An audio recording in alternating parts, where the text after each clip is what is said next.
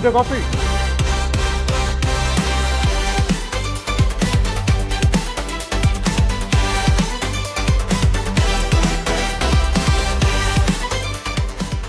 প্রিয় দর্শক, বাংলা বিষয়ের নিয়মিত আয়োজন রাইজিং স্টারে আপনাদের স্বাগত জানাচ্ছি। আপনি হাসনাত জুবায়ের।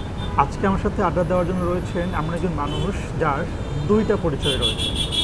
তার প্রথম পরিচয়, তিনি একজন সঙ্গীতশিল্পী। তার দ্বিতীয় পরিচয়, তিনি দেশের জনপ্রিয় সঙ্গীতশিল্পী নাজমুন মনিরা ন্যান্সির বড় কন্যা। আজকে আমার সাথে আড্ডা দেওয়ার জন্য রয়েছেন সঙ্গীতশিল্পী রোদেলা। রোদেলা, আপনাকে রাইজিং স্টারে স্বাগত। আপনার 2টা পরিচয়, এক হচ্ছেন আপনি সঙ্গীতশিল্পী, আরেকটি পরিচয় হচ্ছে আপনি সঙ্গীতশিল্পী ন্যান্সির মেয়ে। কোন পরিচয়টা আপনাকে সবচেয়ে বেশি স্বাচ্ছন্দ্য দেয়? যেহেতু দুটি আমারই পরিচয় এবং কোনোটা ছাড়া আমি না, তো আমি আসলে দুইটাই রাখতে পছন্দ করব, কারণ কেন না।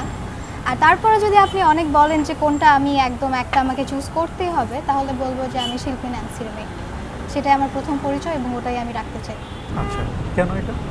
কেন এটা? কারণ আমার মা এত বড় একজন শিল্পী, তো এটা তো I am a lucky person যে আমি ওনার মেয়ে হয়ে জন্ম হয়েছে। তাহলে যদি আমি এই প্রিভিলেজটা নিয়ে জন্ম হই, আমি প্রিভিলেজটা ছেড়ে দেবো কেন? না, খুবই সুন্দর। আপনি তো গান করছেন, বেশ কয়েকটা গান অলরেডি করেছেন, আপনার মায়ের সাথেও গান করেছেন। আপনার মা সঙ্গীতশিল্পী। আমরা দেখি যে অনেক সময় যে সঙ্গীতশিল্পী সন্তানরা অনেকে সঙ্গীতশিল্পী হন, আবার অনেকেই হন না। আপনার আসলে গানের জগতে আসার পেছনে কারণটা কি? ইন্সপিরেশনটা কি আপনার মা? ইন্সপিরেশনও ব্যাপারটা তো তা না, বা আমার সঙ্গীত জীবনে আসার পেছনে আসলে আম্মু কখনো আমাকে বলেনি বা চাপ প্রদানও করেনি যে হ্যাঁ তোমাকেও গান করতে হবে, আমার লিগেসি ধরে রাখতে হবে। আর আমিও জানতাম না যে আমি আসলে এই ক্যারিয়ারটাতে আসবো কখনো, অথবা আমি আসলে গান গাওয়াটা যে পছন্দ করি সেটাও আমি কখনো বুঝে উঠিনি। তো আমার যখন 10 বছর, তখন আমি অজান্তেই না বুঝে, আমার একটা বাটন ফোন ছিল, সেখানে আমার কিছু গান আমি রেকর্ড করতাম, যেগুলো কিনা আমরা টিভিতে শুনে এমনি রেকর্ড করতাম। আমার ছোট মামা সানি, উনি একদিন দেখতে পান যে ফোনের মধ্যে অনেক রেকর্ডিংস আছে। তো সেটাতে সে বুঝতে পারে যে অবশ্যই তার এটার প্রতি একটা ভালোবাসা আছে বলেই সে রেকর্ডগুলো করেছে, এবং সে আম্মুকে জানান। তারপর তারা ডিসাইড করেন যে আমাকে আমার ভোকাল দিয়ে একটা রেকর্ডিং করা হবে, এবং সেই প্রথম গানটি হচ্ছে কবি কাজী নজরুল ইসলামের প্রজাপতি প্রজাপতি, একটি শিশু গান। এই যে সঙ্গীত পরিবারে বেড়ে ওঠা, আপনার মা সঙ্গীত শিল্পী, তো এই বিষয়টা আসলে আপনাকে কতটুকু প্রিভিলেজ দিচ্ছে আসলে, মানে গানের জগতে প্রতিষ্ঠিত হওয়ার জন্য বা বড় শিল্পী হয়ে ওঠার জন্য? সঙ্গীত পরিবারে বেড়ে ওঠা, তো আমি বলবো যারা আমি বাদে সঙ্গীত পরিবারে যারা বড় হয়েছে তাদের অনেক ধরনের প্রিভিলেজেস আছে। সেটা হচ্ছে মিডিয়ার সাথে যে সম্পর্কটা, সেটা অনেক শুরু থেকেই শুরু হয়ে যায়, অনেক সহজও হয়ে যায়, এবং ছোটোবেলা থেকে। যেমন আমার ক্ষেত্রে যেটা হয়েছে, আমি যখন অফিসিয়ালি প্রজাপতি গানটা গেয়ে যখন আমি এখনও মিডিয়াতে পা রাখিনি, তখনও কিন্তু আমি মিডিয়ার হাফের উপরে মানুষকে চিনতাম, জানতাম, এবং ওনাদের সাথে কথাও বলেছি, আড্ডাও দিয়েছি। আমার মামা হিসেবে, খালা হিসেবে, আন্টি হিসেবে সবাই আছেন এরকম। তো সেটা আমার কাছে কখনো, এই যে মিডিয়া বলতে হচ্ছে জেনারেলাইজ করছি, কিন্তু আমাকে যদি পরিবারের কথা বলা হয়, আমি বলবো এই পুরাটা মিডিয়াও কিন্তু আমারই পরিবার। সেখানে প্রিভিলেজেস আছে, এবং আমি সঙ্গীত পরিবারে বড় হওয়ার কারণে সঙ্গীত নিয়ে যে নলেজগুলো, বা এটা কতটুকু একটা ভাস্ট জিনিস, আমরা কয়েকটা জনরাতে আটকে যাই নিজেদের স্টিরিওটাইপের কারণে, স্টিরিওটিপিক্যাল আইডিয়ার কারণে, যে এটাই ভালো ওটাই মন্দ। তো এটা হয়নি। আমার সব ধরনের জনরা শোনা হয়, সব ধরনের জনরার জন্য আমার রেসপেক্ট একই রকম। তো এগুলোর ক্ষেত্রে, এবং আমার মা যেহেতু এত বড় একজন শিল্পী, ওনার কাছ থেকে কিছু টিপস পাওয়া, ওগুলো একটা বোনাস পয়েন্ট আর কি আমার জন্য। আপনি আসলে কোন জনরার গান করতে বেশি পছন্দ করেন? কোন ধরনের গান বেশি করা হয়? আমি আসলে মেলো রক টাইপের, পুরোপুরি রকও না, আবার মেলোডিয়াস ফুললি না, সেরকম টাইপের করতে আমার খুব মজা লাগে। থাকে না যে অনেকেই আইডল থাকে, আপনার আইডল কে? আপনার মা ছাড়া? মা ছাড়া তো আইডল নেই। তারপরে যদি নাম নিতে হয়, আমি আইডল বলবো না, আমি বলবো যে আমি আমার নিজের সাথে নিজের তুলনা করি, যে গতকালকে রোদেলা কেমন ছিল আর আজকে আমি কতটুকু উন্নতি করেছি। আপনি কি মানে গান তো নিশ্চয়ই শেখা হচ্ছে, বা রেগুলারলি নিজে প্র্যাকটিসটা করেন? বাসায় বসে বসে যতটুকু প্র্যাকটিস করি, সেটাও আবার মার বকা খেয়ে। আমি শুনেছি আপনার মামার সাথে আমার খুব ভালো সম্পর্ক, সে আমার কলিগ। আপনার মামা আমাকে একদিন বলেছিল যে রোদেলা খুব ভালো গান করে কিন্তু প্র্যাকটিস করে না, অনেক অনেক অলস। না, আমার শোনেন, আমার গানে কতটুকু নাম ডাক আছে আমি জানি না, তবে আমার একটা জিনিসের প্রচুর নাম ডাক আছে যে আমি ফাঁকিবাজ। তো এটা আপনি যাকে জিজ্ঞেস করবেন, যারা যারা আমাকে চেনে, সবাই এটা রোদেলা গান গায় কিনা এটা পরের কথা, রোদেলা ফাঁকিবাজ এবং অলস। কি ধরনের ফাঁকি আপনি দেন? আমি যতটা সম্ভব মানে কোথাও বাদ রাখি না পারলে, এটা হোক পড়াশোনা হোক গান, আমার আদার এক্সট্রা কারিকুলার অ্যাক্টিভিটিস যেগুলো থাকে, আমি গিটার শিখছি, এখনও শিখে যাচ্ছি, সেখানেও পারলে ফাঁকিবাজি দেই। কয়েকদিন নাচ শিখেছিলাম, সেখানেও ফাঁকিবাজি করেছি। তো এটা আমার একটা, এটাই আমি গুণ ধরে নিয়েছি। ফাঁকিবাজি কোন হতে পারে? হ্যাঁ, কারণ আমি এই পরিমাণ করছি, তো আমার কাছে মনে হলো এত মনে হয় কেউই করে না বা কেউ করবে না, তাহলে আমি যত করছি তাহলে এটাই মনে হয় একটা ভিন্ন রকম গুণ। নাচের প্রতি আগ্রহ আছে? হ্যাঁ আছে। আমার আসলে এন্টারটেইনমেন্ট ফিল্ডে বিনোদনের যে যে জিনিসটা, এই পুরা সব কিছুতে আমার যদি আজকে বলেন আপনি যে আপনাকে আমি আপনার জায়গায় বসিয়ে দিই, উপস্থাপকের জায়গায় বসিয়ে দিই, আমি সেখানেও করতে রাজি, বা মডেলিং করতেও রাজি। তো এই লাইমলাইট বিষয়টা আমি খুব এনজয় করি। Wow. থাকে না যে অভিনয় শিল্পীরা অনেকেই হচ্ছে অ্যাক্টিং এর সাথে ইনভলভ হয়, আমরা দেখেছি তাওসানকে দেখেছি। অ্যাক্টিংয়ের সাথে এটা একটা কাহিনী বলি, অ্যাক্টিংও কিন্তু আমি করতে চাই। আমি যে দক্ষ সেটা তো একদমই বলবো না, কিন্তু আমি তারপরও করতে চাই ইন্টারেস্টটা থাকার কারণে। এবং সেই অ্যাক্টিং করতে চাওয়ার থেকে আমার যেহেতু দক্ষতা নাই, আমি তো ওরকম আসলে কোনো কাজে আমি জড়াইনি, তবে এটাকে একটা মানে একটা স্টেপ নেওয়ার জন্য বা এটার জন্য একটা চেষ্টা করার জন্য আম্মুর গত বছর একটা মিউজিক ভিডিও বের হয়েছিল, তোমারই আছে, দেখেছি। জি। তো ওইখানে আম্মু তো জানে যে আমার এত এত ইচ্ছা, তো আম্মু তখন বলল যে এটা খুব একটা প্রফেশনাল ডিল ছিল, আউট অফ ফ্যামিলি। হ্যাঁ, যদিও আমার মা করেছে। আমাদের একটা মজার বিষয় হচ্ছে, আমরা যখন কোনো কাজ করি, প্রফেশনাল কোনো কাজ হোক, এটা গান হোক, এটা কোনো ভিডিও, এরকম কিছু, তখন আমরা মা মেয়ে থেকে একজন অ্যাকচুয়াল যারা মানে কি বলে অ্যারেঞ্জমেন্টটা করে, ওরা যেভাবে কথা বলে ওরকমই চলে যায়। ওখানে কোনো ফ্যামিলির কোনো একদম প্রফেশনাল কোনো ফ্যামিলির কোনো প্রভাব নেই। তো আমি বললো যে তুমি যেহেতু করতে চাচ্ছ, মানে তুমি যেহেতু এটা পছন্দ করো এই জিনিসটা, তোমাকে একটা চান্স বা অপরচুনিটি দেয়া হলো, এখন you can prove yourself now, দেখো, চেষ্টা করে দেখো, এবং এটার জন্য তুমি সম্মানীয় পাবা। আমি বলছি বাহ, এ তো খুব ভালো। তো তারপর আমি শুটিংটা করলাম, করে আম্মু খুবই খুশি হয়েছে। এবং আমি বলে দিই, আম্মুকে খুশি করা অনেক কঠিন, আচ্ছা। আমাকে খুশি করাও অনেক কঠিন, সেটা আম্মুর কাছ থেকে এসেছে। কিন্তু আম্মু বলল যে না, তুমি ভালো করেছো। এটা শুনে আমার তখন থেকে আমি একদম অন্যরকম একটা মোটামুটি ভাবে আছি যে না, আমি কিন্তু পারি, হালকা পাতলা হলেও। আপনার আম্মুর কোন কোন গুণগুলো আপনার মধ্যে রয়েছে? আম্মুর কোন কোন গুণ? আম্মুর তো একটা গুণ সবগুলোকে ওভার পাওয়ার করে ফেলে, সেটা হচ্ছে সঙ্গীত যে নিয়ে, যে গান গাওয়া যেটা নিয়ে, এবং সেটাই আমার মধ্যে একটু কম। কম? এটাই একটু আমার মধ্যে কম। তাহলে বেশি কোনটা আছে? বেশি এই যে ফাঁকিবাজি, যদিও এগুলো আম্মুর গুণ না, আম্মু কখনো ফাঁকিবাজ ছিল না এবং এখনও না আমার, মানে কিন্তু আমি কেন যেন হয়ে গেলাম, আমি এটার কারণ আসলে জানি না। আপনার আম্মুর চেহারা এবং আপনার আম্মুর ভয়েসের সাথে আপনার কিন্তু মানে অনেক মিল আছে। চেহারার সাথে মিল আছে? আচ্ছা। আচ্ছা, ভয়েসের সাথে মিলটা অনেকে বলে, যদিও আমিও বুঝতে পারি না, আমার মাও বুঝতে পারে না যে কখনো কি আসলে এরকম মিল আছে। হয়েছে যে কেউ ফোন করেছে, আপনার আম্মুর ফোনটা আপনি হ্যাঁ, পিক এটা করেছেন? এটা হয়েছে। আচ্ছা, এটা হয়েছে হচ্ছে আশরাফ মামা, আমার একজন মামা আছেন, উনি আম্মুর একজন বন্ধু। তো উনি একদিন ফোন দিয়েছিল এমনি খোঁজ খবর জানার জন্য। আম্মু আশেপাশে ছিলেন না, আমি ফোনটা ধরলাম, ফোন ধরে বললাম যে হ্যালো, মানে মামা আমি আর সম্বোধন করিনি। সেটা কি ইচ্ছে করে? না না না না, আমি মানে না বুঝেই আমি জাস্ট বললাম যে হ্যাঁ হ্যালো। বলে এই তুমি তো এটা মানে আম্মুর রিলেটেড একটা কথা। আমি বললাম যে না, আম্মু তো একটু এখানে নেই, বাইরে গেছে।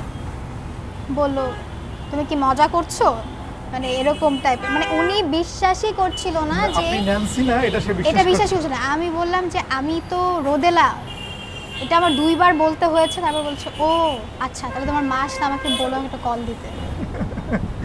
বাইরে কখনো গিয়েছেন এরকম যে হচ্ছে আপনার মা ভেবে আপনাকে কখনো ট্রিট করেছে?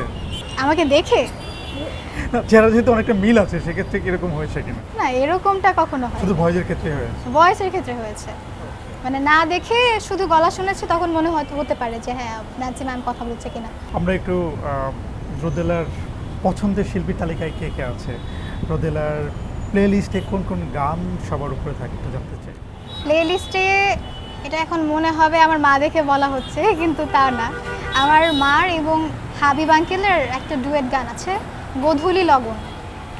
গত 1 বছর ধরে এটার আমরা আমি কি একটু শুনতে পারি আপনার কণ্ঠে গান? এই গানটা না, আমার কিছু পছন্দের গান আছে যেগুলো আমি গাই না, কারণ এগুলোকে আমি অন্যভাবে রেসপেক্ট করি। তো গত 1 বছর ধরে আমি এই গানটার নতুনভাবে এবং অন্যরকম করে প্রেমে পড়েছি, গোধূলি লগন গানটা। মানে এমন কি আছে গানটার মধ্যে যেটা আপনাকে আমি জানি attract না, করেছে? মানে তখন আমি আম্মুকে মাঝে মধ্যে প্রশ্ন করি যে তোমার আগের যে ভয়েসটা ইটস স্টিল দ্য সেম, কিন্তু তারপরও একটা কি যেন ব্যাপার আছে যে আগের সাথে ওই আম্মুর তখন 20 বছরের যে ভোকালটা বা আজকের এখনের যে ভোকালটা, এটার মধ্যে কিন্তু একটা ডিফারেন্স আছে। খুব স্বাভাবিক। হ্যাঁ, তো তখনের যে ইনোসেন্সটা থাকে না, যে তখন তো আমরা মানে এত, আমিও যা এখন ছোট, আমি যখন আজ থেকে 10 বছর পরে আমার গান শুনবো, তখন আমার কাছে মনে হবে যে এটা অন্যরকম ভোকাল।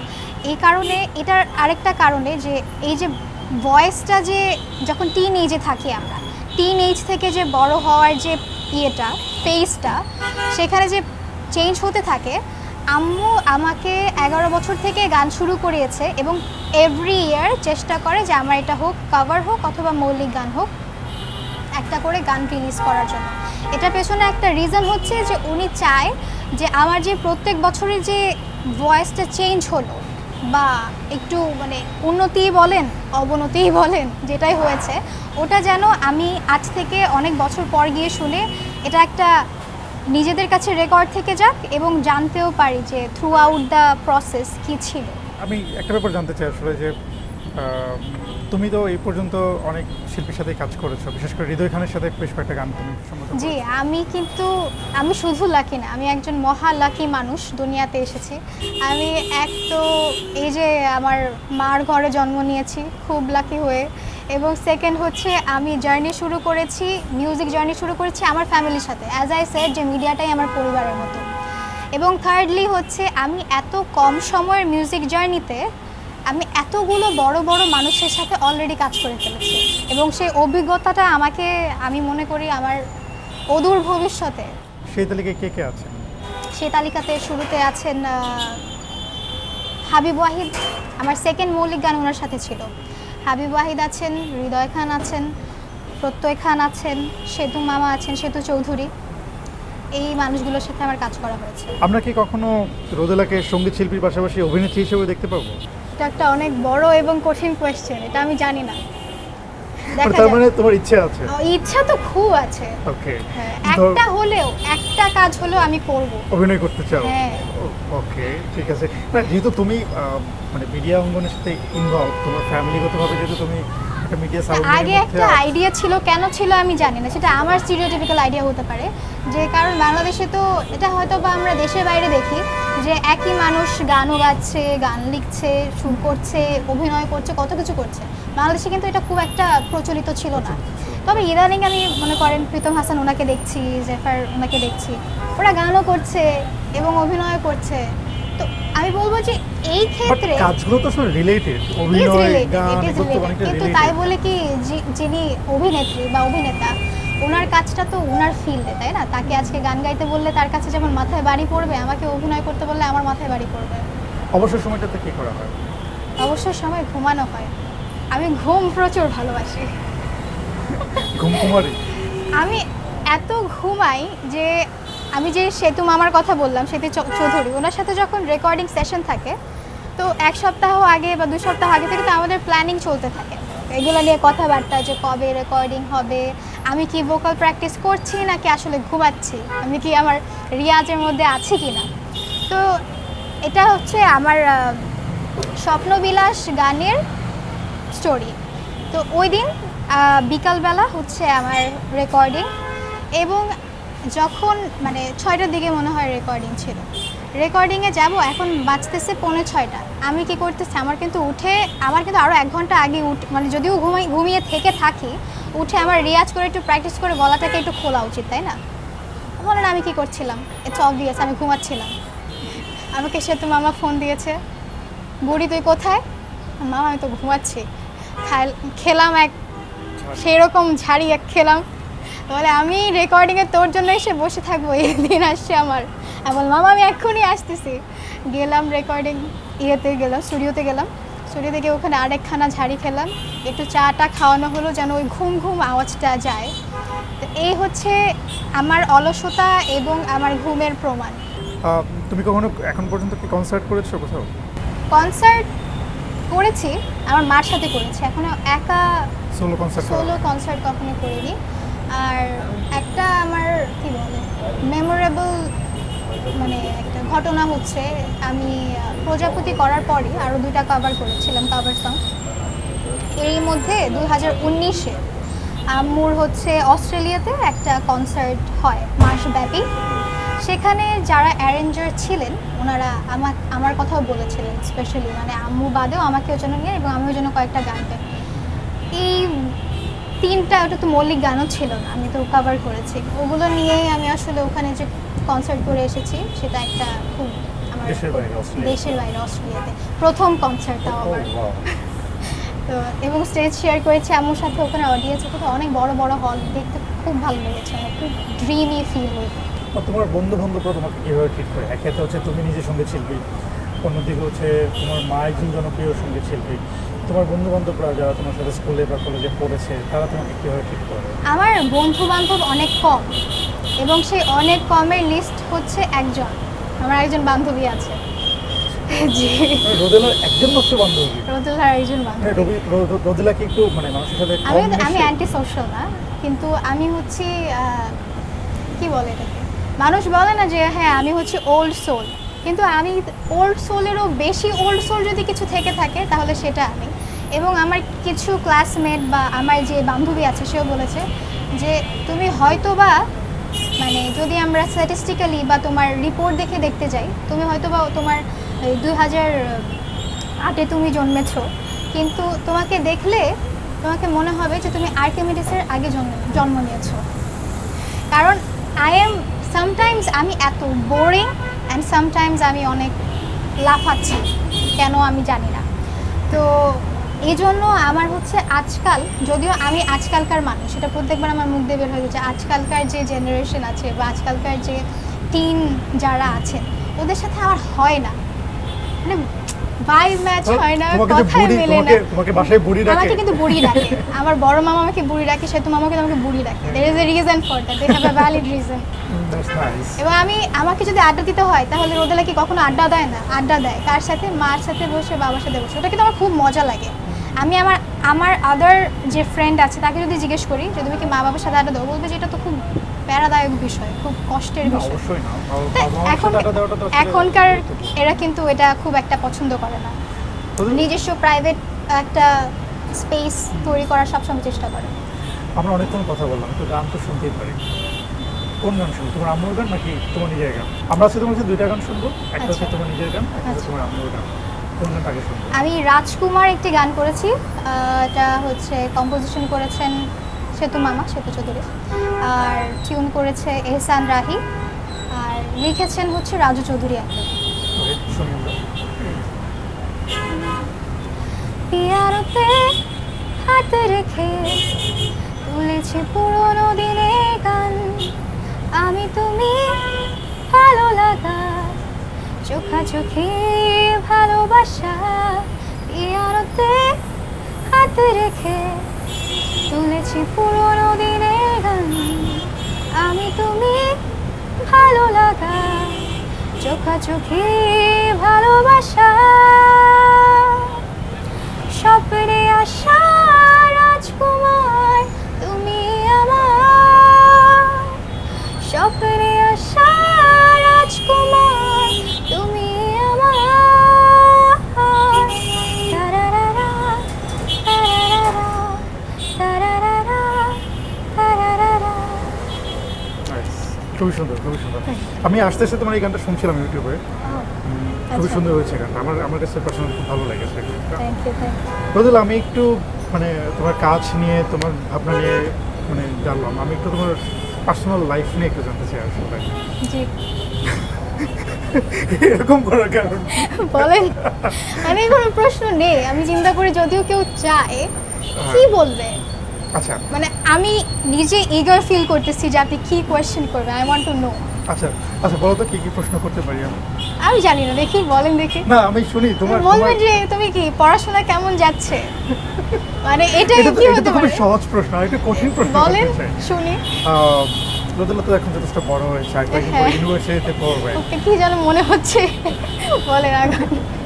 সো রোদেলার এই মুহূর্তে হ্যাঁ, কোনো রাজকুমার কি আছে? এক্স্যাক্টলি না, কোনো রাজকুমার নেই। কেন? ওই যে স্বপ্নে আসে, এই জন্যই তো স্বপ্নে গাইলাম, স্বপ্নে আসা রাজকুমার। রোদেলা তো দেখতে অনেক সুন্দর, ধন্যবাদ। স্মার্ট, হ্যাঁ, খুব ভালো গান করে, মডেলিংও করে। রোদেলাকে তো নিশ্চয়ই অনেক ছেলেরা পছন্দ করে, সেটা করেছে, প্রপোজ করে। সেটা করেছে। ওকে, লাস্ট প্রপোজাল কবে পেয়েছে? প্রপোজাল বলতে প্রপোজাল তো না, মানে আমি তোমাকে ভালো লেগেছে, তোমার ভালো লেগেছে, আমি তো আমার ক্লাসে যাই, ক্লাসে অনেক ক্লাসমেটস আছে, ওখান থেকে বলো। তুমি তাদেরকে কিভাবে? ও লাস্ট প্রপোজাল, বাইরে লাস্ট প্রপোজাল গত বছর জুলাইয়ে। গত বছর জুলাই লাস্ট প্রপোজাল, এক বছর বেশি সময় হয়ে গেছে, এর মাঝখানে রোদেলা প্রপোজাল পাইনি? না, রোদেলার ব্যবহার একটু খারাপ। তাই? হ্যাঁ। ছেলেরা কি ভয় পায় রোদেলা? হ্যাঁ, ট্রু, দ্যাটস ট্রু। আমি কিন্তু মানে আমি ছোট থেকেই একদম টম বয় ছিলাম। আমি যত বড় হয়েছি তারপর একটু একটু গার্লি গার্লি হওয়ার চেষ্টা করছি, নিজেকে বুঝাচ্ছি এত টম বয় হলে হবে না। ওকে, ধরো তোমাকে যারা প্রপোজ করে, হ্যাঁ, হ্যাঁ। মানে তোমার তো এখন পর্যন্ত নিশ্চয়ই কাউকে ভালো লাগে না, দ্যাটস ওয়াই তোমার স্বপ্নের রাজকুমার পাওয়া পাইনি। যায়। হ্যাঁ, তো যাদেরকে ভালো লাগে না তারা তোমাকে যখন প্রপোজ করে তখন তুমি তাদেরকে কিভাবে ডিনাই করো বা তাদেরকে কিভাবে হ্যান্ডেল করো? আমি বলি সরি অ্যান্ড বাই, জাস্ট এই দুটো ওয়ার্ড দ্যাটস ইট, তাতেই হয়ে যায়? তাতেই হয়ে যায়। তো এরকম কেউ? কারণ আমার কাছে মনে হয় না যে তাদেরকে আমার এক্সপ্লেনেশন দেওয়াটা জরুরি, ওকে, কারণ তারা আমার লাইফে কোনো জরুরি রোলও প্লে করতেছে না এবং আমার জন্য জরুরি মানুষও না। রোদেলার স্বপ্নের রাজকুমার হওয়ার জন্য কেমন হতে হবে? ক্রাইটেরিয়া, ওরে বাবা, ক্রাইটেরিয়া নাই। নাই? ক্রাইটেরিয়া নাই কেন? আমার কাছে মনে হয় ফিল্মি হয়ে যেতে পারে ব্যাপারটা।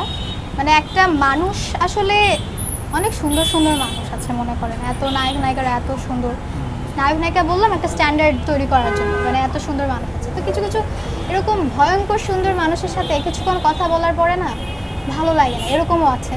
আবার খুব ওরকম সুন্দর না মানুষ আমার মতো, তাদের সাথে কথা তাদের সাথে কথা বলার পরে মনে হয় যে না ভালো লাগছে। তো আমার কাছে পার্সোনালিটিটা ম্যাটার করে। তো বাইরে বাহ্যিক সৌন্দর্যতা যেটা বলে যে কত লম্বা, তবে আমার থেকে তো লম্বা হতে হবে, এই একটা ক্রাইটেরিয়া যদি বলো তাহলে এটা দিতে পারতেছি যে আমার থেকে লম্বা হতে হবে, দ্যাটস ইট। আর মানুষ ভালো হতে হবে, how to treat a girl এটা জানতে হবে, দ্যাটস ইট, দ্যাটস ইট। বা এত সিক্রেট বলে দিলে এখন তো মানুষ প্রিপারেশন না, নিতে আমি যে সিক্রেট বলেছি এটা কিন্তু আজকাল এটা Common. এই ক্রাইটেরিয়া কমন না, এটা Common না। এটা ফুলফিল হওয়া কিন্তু খুব কঠিন। মানে ধরো কখনো এরকম হয়েছে যে মানে একটা মানুষ তোমার পেছনে পাগলের মতো পড়েছিল কিংবা তোমাকে প্রচুর পরিমাণে ডিস্টার্ব করেছে, এরকম কখনো ফেস করেছো? না, তখন কিছু- কারণ আমি কখনো স্পেস দিই না। আমি কিন্তু মানে ইন্টারনেটে বা সোশ্যালি কিন্তু খুব একটা অ্যাক্টিভ না। এটা হোক আমার পোস্ট করার ক্ষেত্রে, আমাকে কিন্তু আমি যে আমার পেজে পোস্ট করি বাই দ্য ওয়ে, ওখানেও কিন্তু শাসন করে আমার পোস্ট করতে হয়, because I am that lazy যে আমাকে পোস্ট করতে কষ্ট হয়। আমাকে বলে তুই ছবি তুলিস, পোস্ট করিস না কেন। ওকে, ঘুরতে পছন্দ করো? ঘুরতে পছন্দ করি, কোথায় কোথায় করা হয়? দেশের বাইরে। দেশের বাইরে? হ্যাঁ, নেত্রকোনা ময়মনসিংহ বোধহয় তোমার মার পরিবারের অংশ, হ্যাঁ, ওখানে বড় হওয়া। বড় হওয়া। নেত্রকোনাতে বড় হওয়া তোমার বা ময়মনসিংহ? নেত্রকোনা, ময়মনসিংহ এবং ঢাকাও বলা যায়। আসলে আম্মুর এই প্রফেশনের কারণে এত শিফটিং বলা হোক, বা আমার তো খুব বিজি লাইফ, তাই না, তো অনেক মানে মুভ ইন হয় আর কি। তো ওই তিনটায় কোনোটাকে বাদ দেওয়া যাচ্ছে না, কারণ 2 বছর একটাতে ছিলাম, বাকি 2 বছর ময়মনসিংহে ছিলাম, বাকি 3 বছর ঢাকাতে ছিলাম, এরকম করে। একটা ব্যাপার একটু জানতে চাই আসলে, ধরো তোমার আম্মু যেহেতু দীর্ঘদিন ধরে গান করছেন, তার মাঝখানে কিছু হয়তো বা তার কাজ করার ক্ষেত্রে কিছু প্রবলেম হয়েছিল, বিশেষ করে পলিটিক্যাল কিছু ইস্যুজের কারণে। যদিও এটা তোমার সাথে রিলেটেড না, বাট আমি তো জানতে চাই আসলে তোমার আম্মুর সেই খারাপ সময়টা আসলে তুমি তো খুব কাছ থেকে দেখেছো আসলে। জি। সো সেই জায়গা থেকে আসলে মানে একজন ওমেন হিসেবে কিংবা হচ্ছে একজন সঙ্গীত শিল্পী হিসেবে বা একজন মানুষ হিসেবে, একজন নারী হিসেবে আসলে তুমি কি শিখেছো আসলে, বা তুমি কি আমি শিখেছি দেখে আমি বলি যে আমি কখনো হচ্ছে কি বলে সঙ্গীত বা এই গান গাওয়াটাকে, আমাকে একটা কমন প্রশ্ন করা হয় এভরি টাইম যে আমি কি গান গাওয়াটাকে পেশা হিসেবে নিব কিনা। আমি গান গাওয়াটাকে কখনোই পেশা হিসেবে নিব না। আবার এটার একটা রং আইডিয়া আসতে পারে যে তাহলে কি আমি গানে কি রেগুলার থাকবো না, আমি গানে রেগুলার থাকবো কিন্তু সেটা আমার ইচ্ছা, প্রফেশন হবে না। কিন্তু সেটা আমার ইচ্ছাতে আমি যখন গান করতে চাইবো তখন আমি গান করবো, যেমনটা কিনা আমি এখন করি। নট যে আমাকে মানে এটা আমাকে করতে হবে তাই করছি। এই করতে হবে ব্যাপারটা চলে আসলে এক হচ্ছে ভালোবাসা কমে যায়, আরেক হচ্ছে তো চাপ ফিল হয়, এবং এই পেশাটা অ্যাটলিস্ট বাংলাদেশে বলবো ইটস নট ইজি। কারণ আমি আম্মুকে দেখেছি, আমার কাছে কোনোভাবে এটাকে সহজ মনে হয়নি, এটাই শিখেছি। ধরো তুমি যদি সঙ্গীত শিল্পী না হও, তুমি যেহেতু বলছো যে তুমি তাহলে আমি কি হব? হ্যাঁ। এই প্রশ্নটা যেন আমাকে করা না হয়। কেন? কারণ আমি কিন্তু এখনো টিন এজ পার করিনি। যেদিন আমি পার করব সেদিন আমি জানতে পারবো যে আমি আসলে কি হতে চাই, এবং যেদিন আমি জানতে পারবো সেদিন আমি বাকি সবাইকে থাকি জানাবো। না, আমরা যখন খুব ছোটবেলায় থাকি তখন আমাদের একটা সেটা dream একটা তৈরি ছিল, হয়। একটা অদ্ভুত ইচ্ছা ছিল। কি ছিল? তখন তো জানতাম না, খালি মনে মনে মন কলা খেয়েছি আর কি। যে আমি বললাম না যে আমার ঘুরতে খুব পছন্দ, তখন ছোট ছিলাম 9-10 বছর। তখন মনে হতো যেহেতু ঘুরতে পছন্দ, তাহলে যদি পাইলট হয়ে যাই তাহলে তো সারাক্ষণই ঘুরতে পারবো, তাহলে পাইলট হয়ে যাব। তারপর যে 15-16 বছর পর মানে আস্তে আস্তে বুঝে গেছে যে না না না, কেন? অনেক কঠিন মানে এত পড়াশোনা করতে হয়, এত পড়াশোনা। লেজি মানুষ কেমনে? আমি কিন্তু পড়াশোনার মানুষ না, খুব পড়াশোনা আমি খুব একটা পছন্দ করি না। গল্পের বই পড়তে পছন্দ করি, তবে পড়াশোনা না। কখনো ফেল করেছো? না, কখনো ফেল করো? খারাপ নাম্বার এনেছি, ফেল করি মা বকা দিয়েছে? না। আম্মু পড়াশোনাতে কখনো চাপও দেয় না, বকাও দেয় না। আম্মু সবসময় বলে যে তুমি ভালো একটা রেজাল্ট নিয়ে আসো, ভালো মানে হচ্ছে অ্যাভারেজ একটা রেজাল্ট নিয়ে আসলে আমি খুশি, মানে you don't have to be a topper. So যেহেতু তুমি সঙ্গীত শিল্পী হিসেবে কাজ করছো, তুমি গান করছো, আরও রেগুলার করার প্ল্যানিং আছে কিনা, নাকি এই যে ফ্লোতে করছো সেভাবেই করতে চাও? না, এটা থেকে আরেকটু বাড়াতে হবে। এখন আমি একটু বেশি ডুব দিয়ে দিচ্ছি, আমার এটাকে বাড়াতে হবে, এবং এটাকে বাড়ানোর জন্য আমার ঘুমটা কমাতে হবে। মানে কি তোমার প্রধানতম শত্রু হচ্ছে ঘুম এবং ফাঁকিবাজি। হ্যাঁ। মানে ঘুমের জন্যই তো ঘুমের জন্যই ফাঁকিবাজি। তার মানে হচ্ছে রোদেলের প্রধানতম শত্রু মানে আমাকে যদি ঘুরতেও যেতে বলা হয় এবং আমি যদি তখন ঘুম পাই বা আমি ঘুমে থাকি, আমি ঘুরতে যাওয়া ক্যান্সেল করে দিবো, আমি ঘুমাবো। দিনে কয় ঘন্টা ঘুমাবো? 10-12 ঘন্টা। সর্বোচ্চ কত ঘন্টা ঘুমিয়েছি? 15 ঘন্টা। সর্বোচ্চ টানা? হ্যাঁ, 15-16 ঘন্টা অনেক ঘুমাই। তাহলে তো তোমাকে মানে ঘুম কুমারী নাম দেওয়া যায়। হ্যাঁ, দেয়া যায়। একদম। আমরা একদমই আমাদের অনুষ্ঠানের শেষ দিকে চলে আসছি। যাওয়ার আগে তোমার কণ্ঠে তোমার আম্মুর একটি গান আমরা শুনতে চাই। আমি পাগল তোর জন্য রে, আমার খুব পপুলার একটা গান, সেটা করছি। পাগল তোর জন্য রে, পাগলে মন পাগল, পাগল তোর জন্য রে, পাগলে মন পাগল। মুখে বলে দূরে যা, মন বলে থেকে যা, মুখে বলে দূরে যা, মন বলে থেকে যা। দূরে গেলে মন বোঝে তুই কত আপন, পাগল তোর জন্য রে, পাগলে মন পাগল, পাগল তোর জন্য রে, পাগলে মন পাগল। রোদেল, আপনাকে অসংখ্য ধন্যবাদ আজকে আমাদেরকে সময় দেওয়ার জন্য। প্রিয় দর্শক, আমরা আমাদের প্রিয় মানুষের সাথে আড্ডা দিলাম। আপনাদের সাথে আবার দেখা হবে অন্য কোনো দিন, অন্য কোনো অতিথির সঙ্গে। ততক্ষণ পর্যন্ত ভালো থাকবেন, সুস্থ থাকবেন।